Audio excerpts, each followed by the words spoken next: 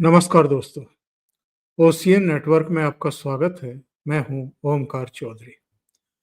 2009 से 2017 तक अमेरिका के राष्ट्रपति रहे बराक ओबामा ने अपनी पुस्तक में ये घटना लिखी है, ये वार्तालाप लिखी है, जो उनकी डॉक्टर मनमोहन सिंह के साथ हुई थी।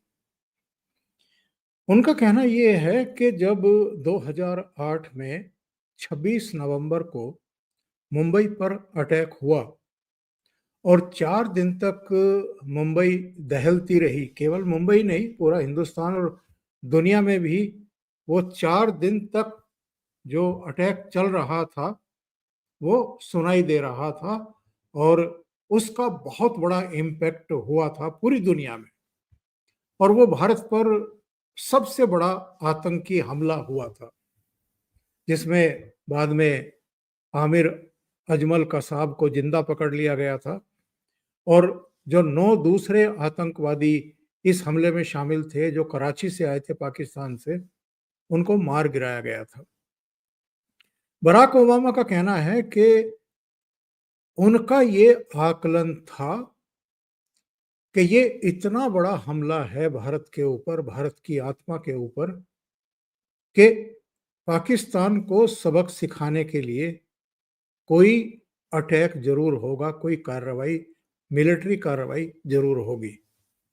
लेकिन ऐसा जब नहीं हुआ तो वो आश्चर्यचकित रह गए।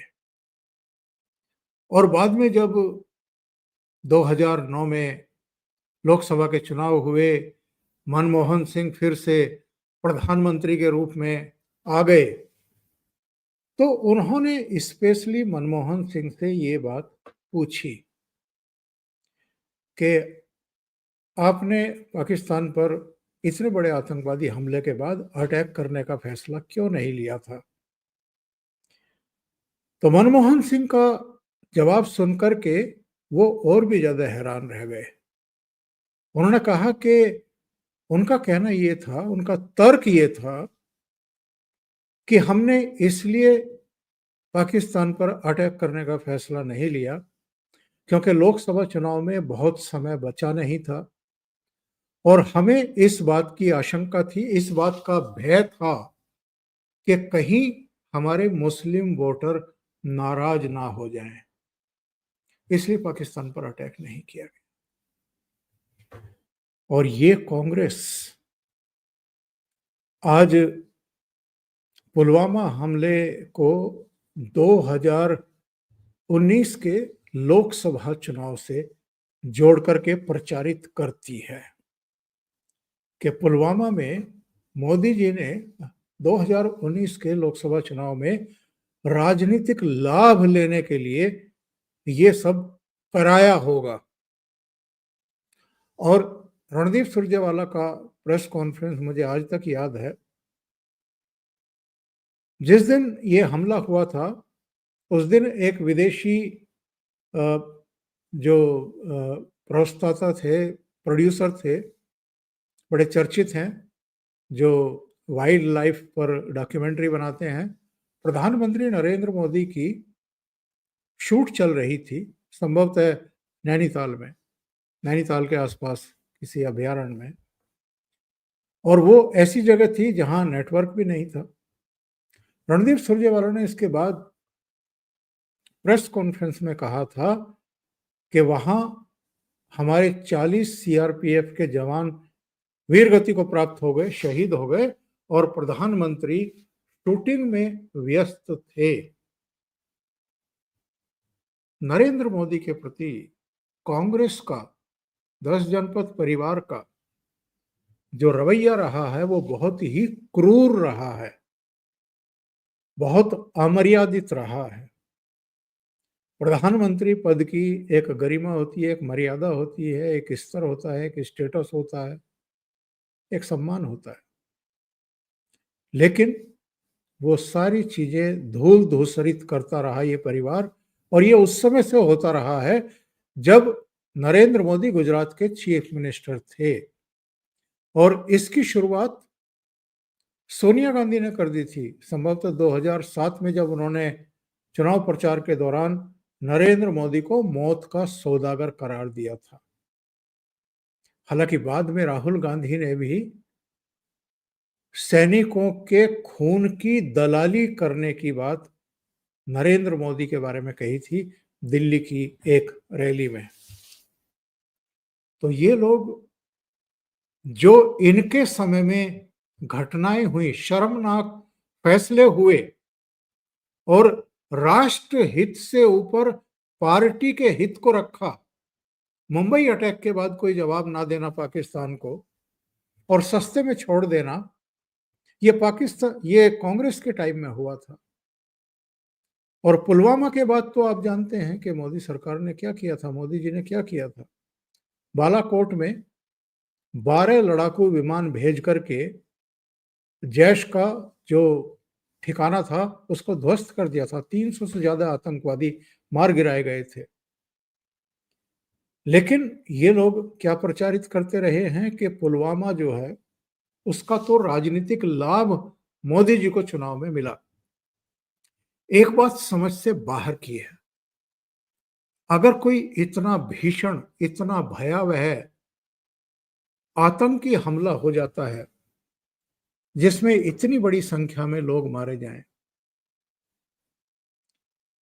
उससे देश के लोगों में, जो उस समय की सरकार है उसके प्रति गुस्सा होगा, नाराजगी होगी या उसके प्रति सहानुभूति होगी। नरेंद्र मोदी के प्रति नाराजगी होनी चाहिए थी, लेकिन ये उनकी अपनी विशेषता है, ये उनकी अपनी क्वालिटी है, ये उनका अपना जज्बा है और संकल्प भी है कि हम आतंकवाद पर जीरो टॉलरेंस से काम करेंगे। सो उन्होंने जब उड़ी हुआ तो सर्जिकल स्ट्राइक की, पुलवामा हुआ तो फिर उन्होंने बालाकोट किया, और अब जब ये पहलगाम हुआ है तब वो पाकिस्तान को ऐसा सबक सिखाने की तैयारी कर रहे हैं कि पाकिस्तान, इनकी आने वाली नस्लें 100 बार सोचेंगी इस तरह की हरकत कराने से पहले जो पहलगाम में हुई है। यानी हिंदुओं का नरसंहार हुआ है, जेनोसाइड जिसको बोलते हैं, पहचान करके उनको मारा है। लेकिन ये अभी भी, यानी पहलगाम की इस घटना के बाद भी मोदी जी से बेहद डरे हुए हैं। अभी तो लोकसभा के चुनाव भी नहीं है, लोकसभा के चुनाव जाकर के 2029 में है। लेकिन इनको लगता है कि पाकिस्तान के खिलाफ अगर जंग छिड़ गई तो इनको तो पता है कि भारतीय सेना का पराक्रम क्या है, कौशल क्या है, उनकी क्षमताएं क्या हैं, और इससे पहले भी पाकिस्तान को सबक सिखा चुकी है हमारी फौजें। चाहे 48 हो, चाहे 65 हो, 71 हो या करगिल हो, जितनी बार भी कॉन्फ्लिक्ट हुए हैं, युद्ध हुए हैं, हर बार पाकिस्तान को सबक सिखाया है। और अब तो ये 62 का दौर नहीं है, चीन को 2 बार अभी हाल में ही सबक सिखाया है, 2017 में डोकलाम में और 2020 में गलवान घाटी में, पूर्वी लद्दाख में। 4 साढ़े 4 साल तक स्टैंड ऑफ रहा, चीन को हथियार डालने पड़े, पीछे हटना पड़ा। तो कहने का आशय ये है कि इन लोगों को परेशानी जो है वो ये है कि अगर जंग हो गई तो हमारी सेना पाकिस्तान का भुस भरने वाली है, और ऐसे में इसका श्रेय किसको मिलेगा? विपक्ष को तो मिलेगा नहीं, जो फूफा की तरह जो है गाल फुला करके बैठे हुए हैं और बस एक बयान आया था कि हम जो भी मोदी सरकार फैसला करेगी हम उसके साथ हैं। क्योंकि जो आक्रोश है पूरे देश में पहलगाम की घटना के बाद, तो मोदी सरकार को पूरा सपोर्ट की घोषणा करने के अलावा इनके पास कोई दूसरा ऑप्शन बचा नहीं है। वरना ये पुलवामा की तरह पहलगाम को लेकर के भी बयानबाजी शुरू कर चुके होते। और क्या पता, जब युद्ध जीत ले हम और जब भारत पाकिस्तान का नक्शा बदल दे तब हो सकता है कि कुछ ये इनकी तरफ से बयानबाजी शुरू हो, लेकिन अभी तो इनकी हिम्मत नहीं है। तो सवाल ये उठता है कि अगर पाकिस्तान के साथ जंग हो जाती है और उसका परिणाम क्या है, ये तो हम और आप जानते हैं। तो उसके बाद क्या हाल होगा और किसका क्या क्या हाल होगा, कौन कौन भयभीत है। अभी अगर देखें निकट भविष्य में, तो बिहार में विधानसभा के चुनाव है, तो लालू और उनका कुनबा और उनका महागठबंधन, जिसमें कांग्रेस भी है और वामपंथी भी हैं, वो इस समय भयभीत होंगे, भीतर ही भीतर थर थर कांप रहे होंगे, क्योंकि जीत की संभावना फिर विपक्ष की नहीं होगी। ममता बनर्जी, जहां अगले साल चुनाव होने जा रहे हैं पश्चिम बंगाल, वहां भी क्या हाल होगा। जाहिर है, हिंदुओं की हत्या का बदला लेने के लिए, पाकिस्तान को सबक सिखाने के लिए ये युद्ध होगा, और इसमें जीत निश्चित है भारत की, मोदी जी की। इसका सीधा इम्पैक्ट पश्चिम बंगाल के हिंदुओं पर भी पड़ेगा। वो यूनाइट होंगे, और इसलिए ममता बनर्जी परेशान। 2022 में उत्तर प्रदेश, उत्तराखंड, पंजाब, मणिपुर, गोवा, इन राज्यों में चुनाव होने वाले हैं। तो केजरीवाल की भी नींद उड़ी हुई होगी, अखिलेश यादव की भी नींद उड़ी हुई होगी, परेशान हो। और राहुल गांधी, वो तो सतत एक दुखी आत्मा हैं ही। तो आप अंदाजा लगाइए कि ये जो स्थिति बनी है इस समय, जो मूर्खता पाकिस्तानी सेना के प्रमुख ने की है, ये जो हमला करवाया गया है, इसका खामियाजा पाकिस्तान को तो भुगतना पड़ेगा ही।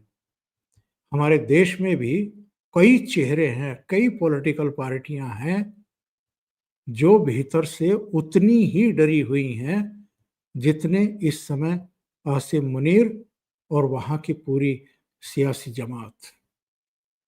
अभी के लिए इतना ही। बहुत बहुत धन्यवाद। अगर आपको ये चैनल और इसके कंटेंट पसंद आ रहे हैं तो लाइक करें, कमेंट करें, वीडियो को शेयर भी करें। अभी तक अगर आपने ये चैनल सब्सक्राइब नहीं किया है तो सब्सक्राइब कर लें, और साथ में लगे बेल आइकॉन को दबाना ना भूलें, ताकि आगे आने वाले वीडियो और उनके नोटिफिकेशन आप तक पहुंचते रहें। बहुत बहुत धन्यवाद। नमस्कार।